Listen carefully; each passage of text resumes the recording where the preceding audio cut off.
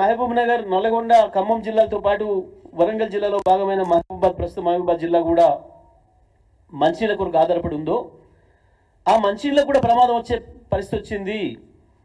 ప్రస్తుతం ఉన్న పంటలకు కూడా ప్రమాదం వచ్చే పరిస్థితి ఉంది నాగార్జున సాగర్ ఎడమ కాలువ కింద.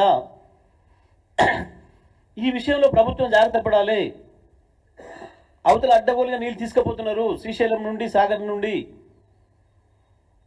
అనే విషయాన్ని చెప్పిండ్రు. రేపటి మన నీళ్ళు అవసరం, మంచినీళ్ళకు సమస్య వచ్చే ప్రమాదం ఉంది. పైగా మన నీళ్ళు అవి, మనం దాచిపెట్టుకున్న నీళ్ళు, మన నీళ్ళని దొంగతనంగా తీసుకుపోతున్నారు, దౌర్జన్యంగా తీసుకుపోతున్నారు. ప్రభుత్వం ఎందుకో దానిపైన దృష్టి పెట్టడం లేదు. దయచేసి మంత్రి గారు, ఉత్తమ్ కుమార్ రెడ్డి గారు, ముఖ్యమంత్రి గారు ఆ వైపు చూడండి అని చెప్పింది. కానీ దానికి ఉత్తమ్ కుమార్ మాట్లాడిన మాటలేంది? సరే, ఉత్తమ్ చెత్త మాటల తర్వాత మాట్లాడదాం. నేను ప్రజలకు విజ్ఞప్తి చేస్తున్న విషయం, వాస్తవానికి కేఆర్ఎంబి తెచ్చిందైనా రాష్ట్ర పునర్విభజన సందర్భంలో ఈ రాష్ట్రానికి అన్యాయం చేసేందనే కాంగ్రెస్ మరొక వైపు అన్యాయాన్ని కొనసాగిస్తుంది, బీజేపీ అదొక వైపు మాట్లాడదాం. కానీ ఇవాళ ఆ రోజు కేంద్రం చెప్పిన దాని ప్రకారం తాత్కాలికంగా 500 టీఎంసీలు ఆంధ్రప్రదేశ్ వాడుకోండి, 300 తెలంగాణ వాడుకోండి అని ఏదైతే చెప్పిందో, 299 300 అంటే దాని ప్రకారం అయినా సరే మనం నీళ్ళని తీసుకున్నాం. ఇవాళ ఈ సంవత్సరం అక్కడ 1010 టీఎంసీల నీళ్ళు వచ్చినాయి. దాంట్లో ఇప్పటికే ఆంధ్రప్రదేశ్ 650 పైగా టీఎంసీలు వాడింది, 640 టీఎంసీలు వాడింది. తెలంగాణ ఇప్పటికి 200 టీఎంసీలే వాడుకుంది. ఉన్న నీళ్ళల్లో ఇవాళ తెలంగాణ వాటా ఇంకా 140 టీఎంసీలు.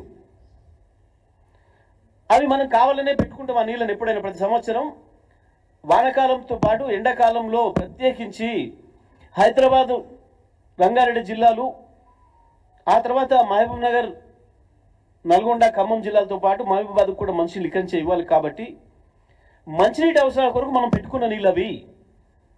సాగర్ కింద రెండో పంటతో పాటు మన మంచినీటి అవసరాల కొరకు నీళ్ళు మనం అక్కడ పెట్టుకున్నాం. ఆంధ్రప్రదేశ్ వాటా పూర్తిగా వాళ్ళు వాడుకున్నారు. కేవలం ఇంకా వాళ్ళకి పోవాల్సింది 9 టీఎంసీల నీళ్ళు మాత్రమే. అది కూడా వచ్చే ఎండాకాలానికి ఇంకా వాళ్ళకు కూడా కొన్ని మంచినీళ్ళ అవసరాలు ఉన్నాయి. మంచినీళ్ళ అవసరాలకు మాత్రమే వాడాల్సిన నీళ్ళు అవి ఇవాళ ఆంధ్రప్రదేశ్.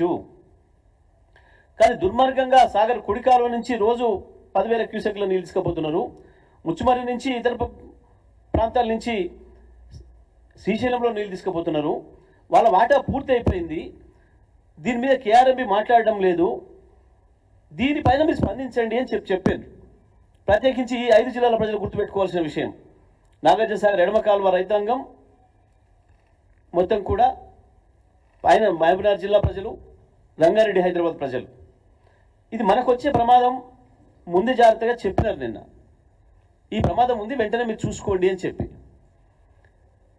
కానీ మంత్రి దాని మీద మాట్లాడకుండా, ఒక బాధ్యత లేకుండా, సోయి లేకుండా, ఒక చెత్త మాటలు, ఉత్తర కుమార మాటలు, చెత్త మాటలు. నేను కూడా అనొచ్చు మస్తుగా, రాజకీయాలు మాట్లాడాల్సుకుంటే మాట్లాడవచ్చు. కానీ ఇక్కడ ప్రమాదం ఉంది, ప్రజలకు ప్రమాదం ఉంది, మన హక్కులకు ప్రమాదం ఉంది. సగం తెలంగాణ రేపు ఆగమైపోయే పరిస్థితి వచ్చింది, మంచినీళ్ళకు ఒక ఇబ్బంది పడే పరిస్థితి వచ్చింది. నీళ్లు ఉన్ననాడే చక్కగా ఇవ్వలేకపోతున్నారు. భగీరథ ద్వారా ఇవాళ గ్రామాలలో నీళ్లు లేవని చెప్పి రైతులు మొదలుపెట్టినారు. అప్పుడు ప్రజలు, మహిళలు కూడా బిందెలతో మళ్ళీ మొదలుపెట్టినారు. ఇవాళ ఒక్క మాటలు చెప్పాలంటే, అన్యాయం ఎవరు చేసినారు తెలంగాణకు అనే విషయం జోలికి పోవాల్సుకుంటే, మొట్టమొదటగా కాంగ్రెస్ పార్టీ, రెండవది బీజేపీ పార్టీ. ఇవాళ అక్కడ ఆంధ్రప్రదేశ్లో ఉన్న చంద్రబాబు నాయుడు, ఇక్కడ ఆయన శిష్యుడిగా ఉన్న తెలంగాణ ముఖ్యమంత్రి రేవంత్ రెడ్డి, ఈ నలుగురే బాధ్యులు. తెలంగాణకి ఏమైనా నష్టం జరిగింది, ద్రోహం జరిగింది అంటే దానికి బాధ్యులు ఈ నలుగురు. మొదటిగా కాంగ్రెస్ పార్టీ, రెండవది బీజేపీ పార్టీ, ఆ తర్వాత అక్కడ చంద్రబాబు నాయుడు, ఇక్కడ రేవంత్ రెడ్డి అని శిష్యుడు. ఇవాళ ఈ నలుగురు ప్రధానమైన ద్రోహులు తెలంగాణకి. ఒకప్పుడు నాగార్జున సాగర్, శ్రీశైలంను పోరంబొక్కు ప్రాజెక్టుగా నడిపారు. ఆపరేషన్ రూల్సే పెట్టలేదు. ప్రాజెక్టు కట్టి 65 ఏళ్ళైనా ఆపరేషన్ రూల్సే పెట్టలేదు. కానీ రాష్ట్రాల పునర్విభజన తర్వాత పునర్విభజన చట్టంలోనే అనేక అన్యాయాలు చేసింది కాంగ్రెస్. దాని మీద ఏ చర్చకు సిద్ధమో ఉత్తమ్ కుమార్ మాట్లాడదాం. ఉత్తనే ఎవడో రాసిచ్చింది ఎదురుగా పెట్టుకొని చదువుకొని నెక్స్ట్ అని చదవడం కాదు ఉత్తమ్ కుమార్. చరిత్ర చాలా ఉంది. గురువింద నీతి మాట్లాడకు. నేను ఇప్పుడు దాన్ని చూసి జోలికి పోవడం లేదు. తక్షణం ఇవాళ ఏదైతే ప్రమాదంలో పడుతుందో తెలంగాణ, దీని విషయంలో ఒకటే అవుదామని చెప్తున్నాం. ఇవి కాపాడుకోవడానికి కొట్లాడదామని చెప్తున్నాం. ప్రభుత్వంగా మీకు సోయి లేకుంటున్నారు, కనీసం దానిపై దృష్టి పెట్టండి, కేంద్రం పైన ఒత్తిడి పెట్టండి.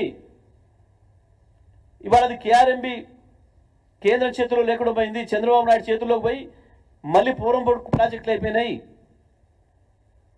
శ్రీశైలం, నాగార్జున సాగర్లు ఇవాళ పంటకు చివరి నీళ్ళు ఇచ్చే అవకాశం లేకుండా పోతుంది. అడ్డగోలుగా ఖాళీ చేస్తున్నారు. ఇది వదిలిపెట్టి కేసీఆర్ 10 ఏళ్ళలో పోగొట్టిండు, నీళ్ళు పోగొట్టిండు, సిగ్గుండాలి మాట్లాడడానికి కొంచెమైనా.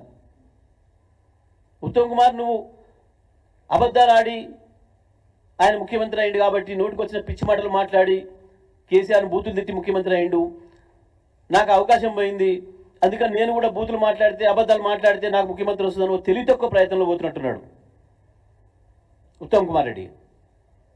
కరెక్ట్ కాదు అది.